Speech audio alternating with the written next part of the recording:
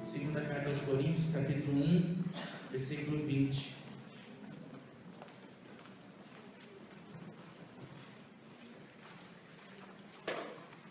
A palavra de Deus diz que todas quantas promessas há de Deus são nele o sim, e por ele o amém, para a glória de Deus por nós.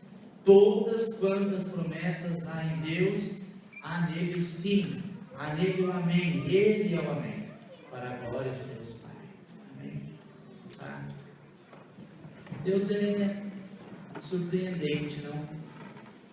Deus é capaz de inserir o incomum na nossa vida e inserir na nossa existência aquilo que verdadeiramente não é usual, nos mais diferentes segmentos, aquilo que você não tinha expectativa, aquilo que você não imaginava. Mas quando vem de Deus, você pode ficar tranquilo e descansar, porque aquilo que vem de Deus efetivamente é como diz a palavra. A bênção de Deus, ela enriquece, ela não traz desgosto. Ela não traz descontentamento, ansiedade, ela enriquece. E quando nós imaginamos aquilo que pode vir de Deus para a nossa vida, nós nem temos ideia de em quantos segmentos Ele vai agir na nossa existência. Em quantos momentos Ele vai tratar conosco. Deus é infinito, é único e muitas vezes incompreensível no seu mover. Muitas vezes incompreensível. Isso é profundo porque a palavra de Deus nos diz lá em Romanos, no capítulo 11, a partir do versículo 33, assim: ó profundidade das riquezas. Romanos 11, a partir do 33. Tanto da sabedoria como do conhecimento de Deus.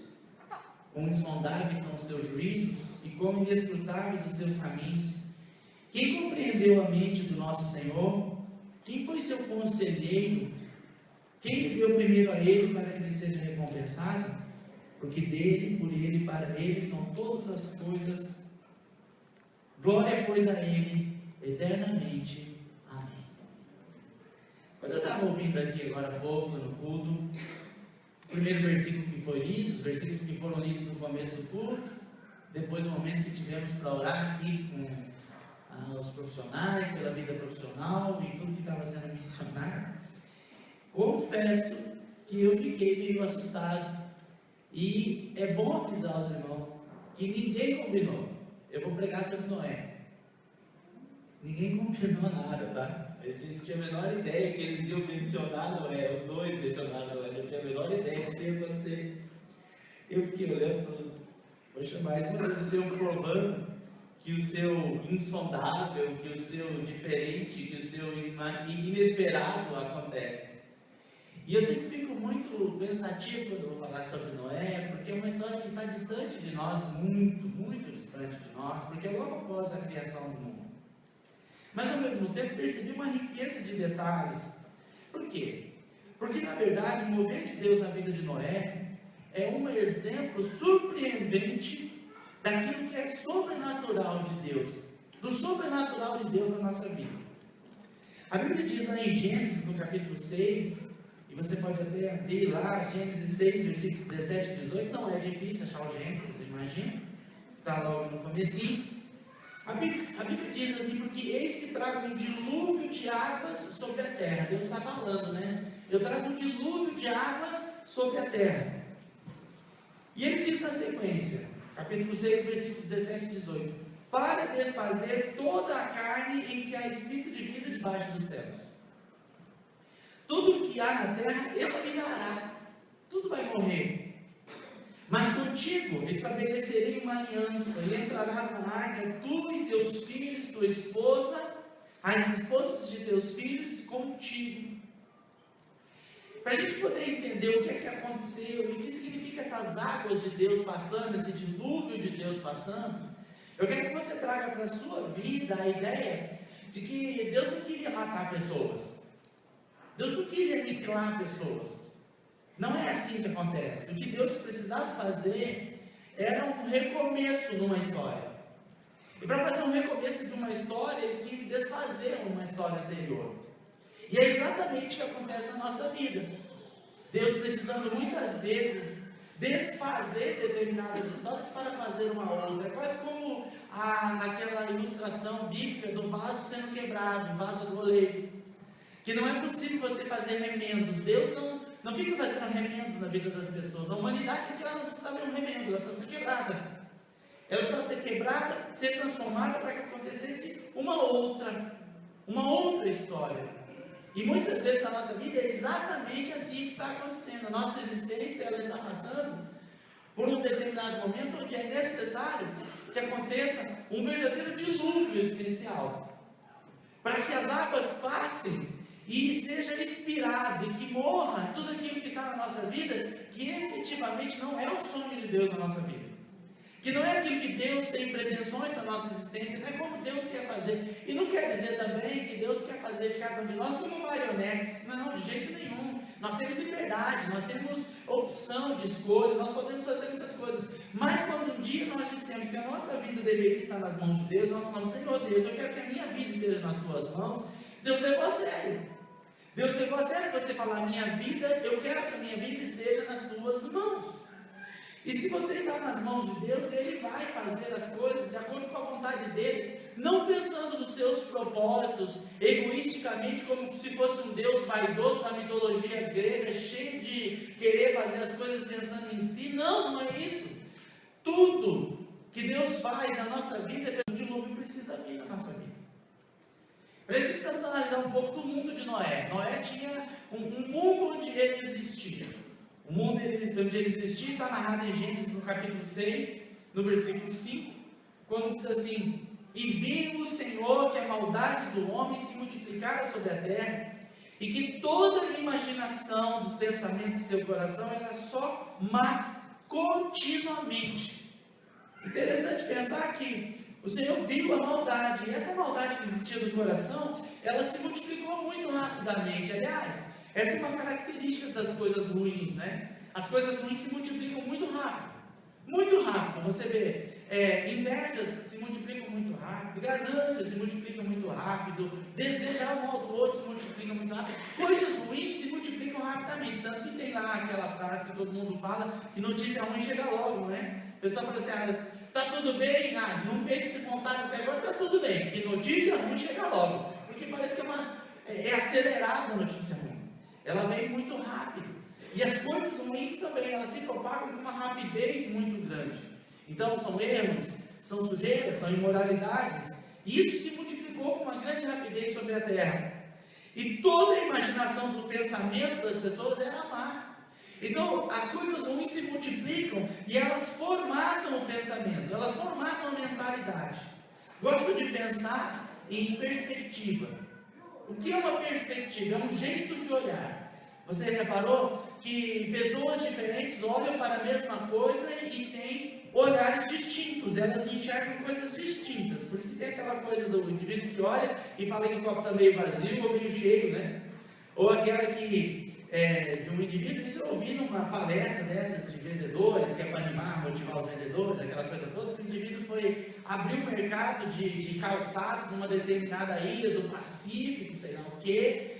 E quando foi ele mais um colega, o primeiro colega chegou e ele tinha uma perspectiva muito ruim. Ele falou assim: rapaz, aqui ninguém usa sapato, vai dar para vender nada, aqui ninguém vai comprar, ninguém usa. O outro já teve outra perspectiva e falou assim: rapaz, aqui ninguém usa sapato, vou vender para caramba, porque todo mundo precisa. Quer dizer, a perspectiva de pessoa para pessoa depende do seu olhar, não é? Depende do jeito que você enxerga as coisas. E aqui, a perspectiva do pensamento das pessoas era de um coração malvado, continuamente malvado. E é engraçado, porque é assim que nós temos que pensar na nossa vida, é assim também. As coisas ruins se multiplicam com uma celeridade, assim, incrível, como os minutos de manhã, daquele soninho, logo que depois que você acordou, não é? Já acordou 5:06, fechou o olho, acordou de novo, era 7:20. Os minutos de manhã não têm 60 segundos, eles têm 15, é impressionante, eles são muito rápidos. Você quando menos imagina, já devia estar lá. Você está aqui, você já devia estar lá. E é assim também, né? Na nossa vida, há uma rapidez para que a gente acumule as coisas erradas. A gente começa a aceitar. Você já parou para pensar a quantidade de vezes que você se ateve ao que uma pessoa te fez de mal e quanto você esqueceu tudo o bem que os outros te fizeram? É incrível como olhar sobre aquilo que nos decepciona ganha uma proporção muito maior do que aquilo de bom que aconteceu. É incrível isso. É parte da nossa fragilidade humana, da nossa falibilidade, eu sei que é parte disso. Mas a verdade é que nós não podemos permitir que se multiplique isso na nossa vida. Mas se por acaso se multiplicou, é tempo de Deus derramar um dilúvio sobre a sua existência. E essa sociedade era uma sociedade exatamente assim, corrompida, má. E Deus percebe que lá no meio dessa sociedade tinha um homem que se destacou. Porque em Gênesis no capítulo 6, no versículo 8, a Bíblia diz: Noé, porém, achou graça diante dos olhos do Senhor. O Senhor olhou e viu a maldade espalhada, mas teve um que ele olhou e falou assim: olha, esse aqui é diferente. Ele achou graça diante dos olhos do Senhor. Os olhos de Deus brilharam diante daquela situação. E então, para um mundo corrompido, é preciso uma ação radical de Deus. Às vezes a nossa vida, eu não estou falando de ela estar imoral, ela estar suja, não. Estou falando de estar acumulado de coisas que estão atrapalhando de você crescer diante de Deus. Estão atrapalhando a sua vida de ampliar diante de Deus um relacionamento. Você poderia estar abençoando, estar ministrando, estar exatamente às vezes como o apóstolo Paulo fala, né? Que eu deveria já estar dando para você alimento sólido, uma boa comida, mas eu tenho que continuar te dando leite, porque você continua como um bebê espiritual. Então o crescimento espiritual é fundamental. E ele passa pela perspectiva do caminho estar limpo, de nós desobstruirmos as vias para podermos andar adiante, para podermos ir em frente. Um mundo corrompido precisa de uma ação radical de Deus. Um coração que está assim, acumulado, ele precisa de uma ação radical de Deus. E a ação radical de Deus dizia assim: toda a carne terá fim, toda a carne. Eu os desfarei, porque a terra está cheia de violência. O modo de agir de Deus é que é a grande surpresa, porque o dilúvio de Deus nessa situação era de começar a dar uma perspectiva e uma oportunidade de arrependimento. Porque, irmãos, quando eu penso no tempo da construção, porque levaram décadas para construir a arca, a chamada Arca de Noé, levaram décadas para ficar construída, levou muito tempo para ficar pronto.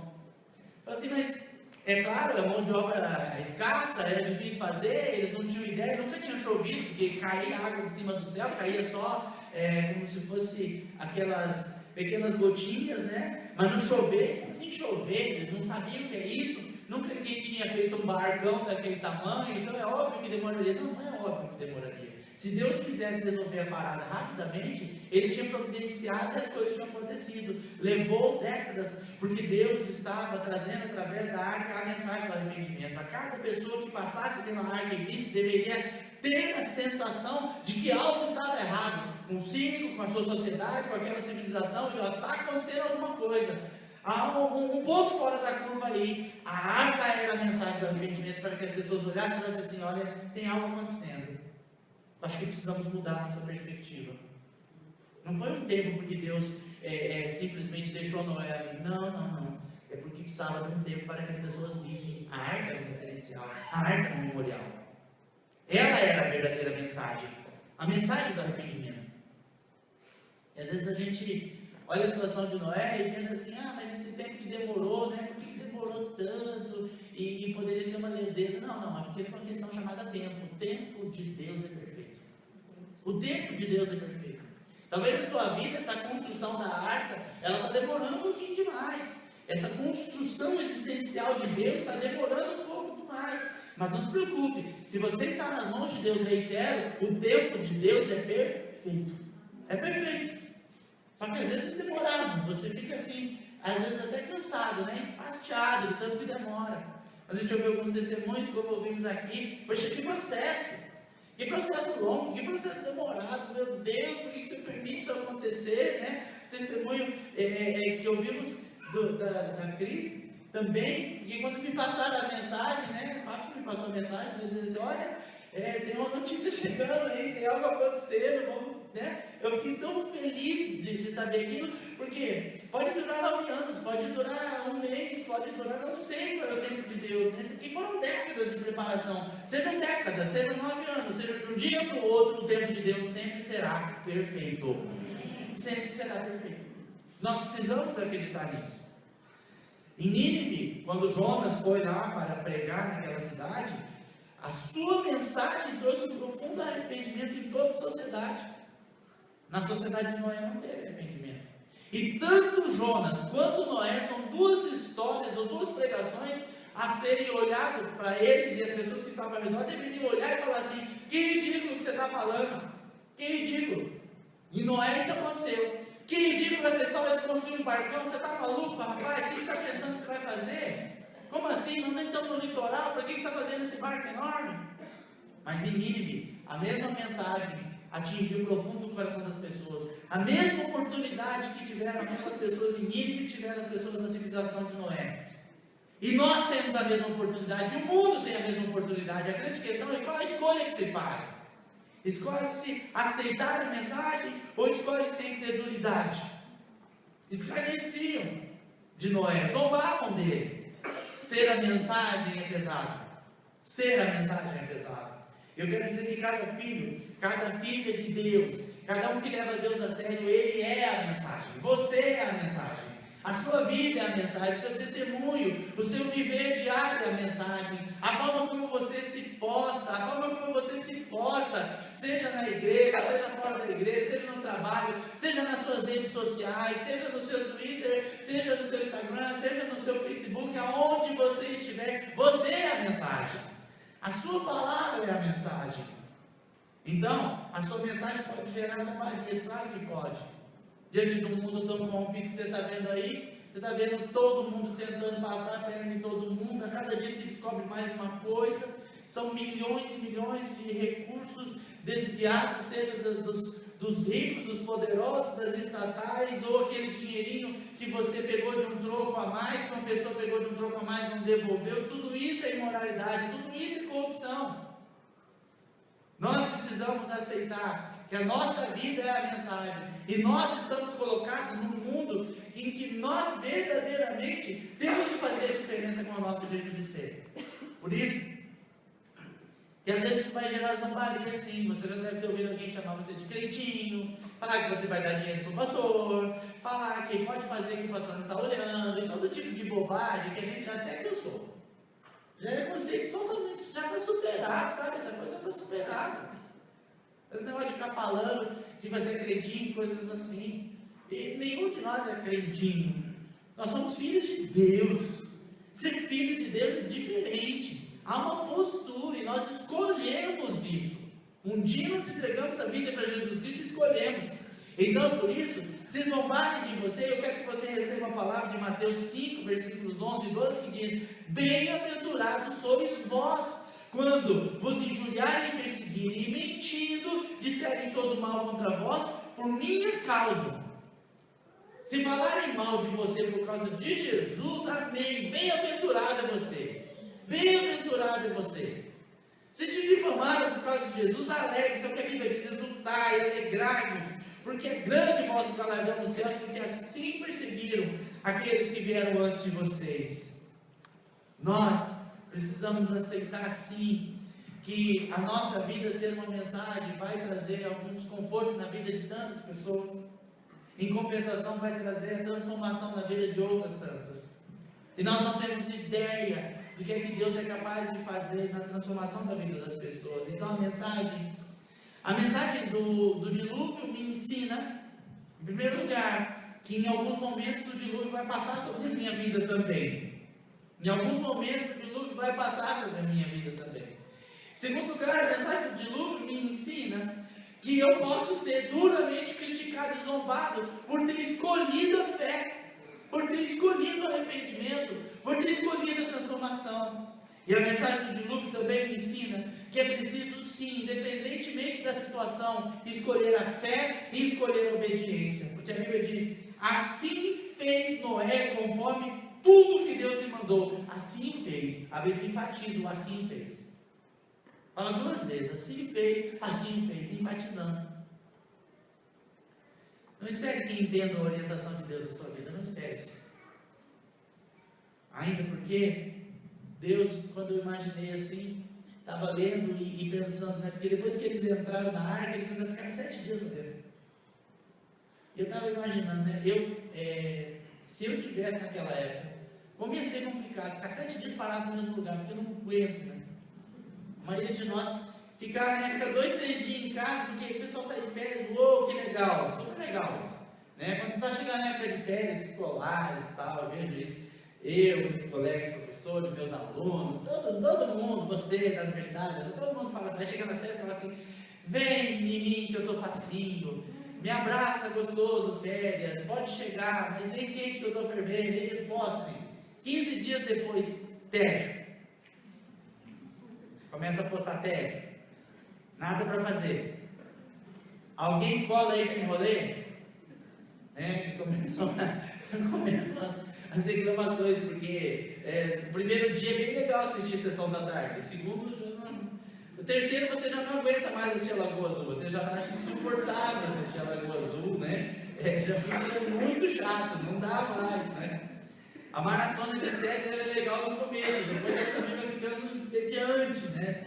Nem caçar Pokémon fica engraçado mais, até caçar Pokémon vai ficando entediante, então não tem como, ok? Então, eles ficaram 7 dias esperando, eu fico pensando, aquilo é da misericórdia de Deus, ele fechou, ficou 7 dias, será que as pessoas não poderiam ter percebido que ali dá tempo de arrepender?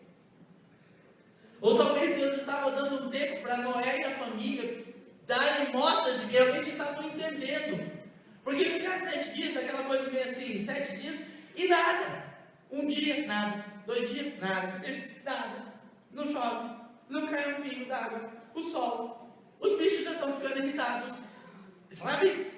Devia ser um ambiente esquisito lá dentro, aquele monte de bicho. Tem gente aí que não aguenta nem um cachorrinho em casa, né? Calcula. Mas, quando as chuvas chegaram, elas duraram o tempo que era necessário para elimiar a ausência do arrependimento. Quando as chuvas de Deus chegarem na sua vida, na minha vida, ela durará o tempo necessário para encontrar em nós amadurecimento, arrependimento, transformação, para limpar a área, para que a gente possa voltar a andar de forma séria, para que a gente possa andar de acordo com a vontade do Senhor, fazendo aquilo que agrada o coração do nosso Deus. As chuvas de Deus não nos matarão. Você pode receber isso na sua vida, as chuvas de Deus não te matarão. Amém? Assim, então, as tribulações, a luta, a dificuldade que você está passando, não é para te matar, não. Mas Senhor, está passando um momento tão difícil, está difícil, você está doendo e tal. E eu sei que às vezes é demorado esse processo, e você vai ficando desesperado, e a dor vai tomando conta, isso parece que superabunda na sua vida, transborda assim, e já começa a atingir aqueles que estão perto de você, e você vai ficando muito tenso, porque essa chuva não vem, afinal de contas ela não vem, mas quando ela vem, Senhor, está difícil essa chuvarada que está passando na minha vida, Senhor, você vai deixar eu morrer? Não! O Senhor diz assim, que Ele tem uma aliança com você. Ele tem uma aliança com você. E as dificuldades, as tribulações, as provas que você está passando não vão te matar, vão te amadurecer. Vão te deixar mais preparado, mais forte, mais pronto. Aceite o dilúvio de Deus na sua vida. Permita o dilúvio de Deus na sua vida. Prepare-se para o dilúvio de Deus na sua vida e deixe Ele limpar esse caminho. Deixe Ele limpar esse caminho, porque você vai voltar a andar na velocidade do tempo de Deus, em nome de Jesus Cristo. Porque há conquistas maiores a serem alcançadas, há objetivos maiores a serem atingidos, e nada vai atrapalhar. Aceite o agir de Deus no jeito dele, do jeito dele e no tempo dele. Aceite, diz Senhor, eu aceito isso na minha vida. Isso vai ser surpreendente. No caso de Noé, o dilúvio. Eu não sei qual vai ser o seu dilúvio, mas talvez você esteja vivendo ele nesse momento. Fica tranquilo, fique tranquila, Deus está movendo, e eu creio. E se cumpre a palavra de Deus na sua vida em Efésios 3, versículo 20, quando diz que, Ora, Efésios 3:20, aquele que é poderoso para fazer muito mais abundantemente além daquilo que pedimos ou pensamos, segundo o poder que em nós opera Ele, glória a Ele. Ele é capaz de fazer abundantemente mais além daquilo que você tem pedido. Eu sei que tem algumas coisas muito específicas que você tem pedido, né? Nós já estamos no mês de setembro, razoavelmente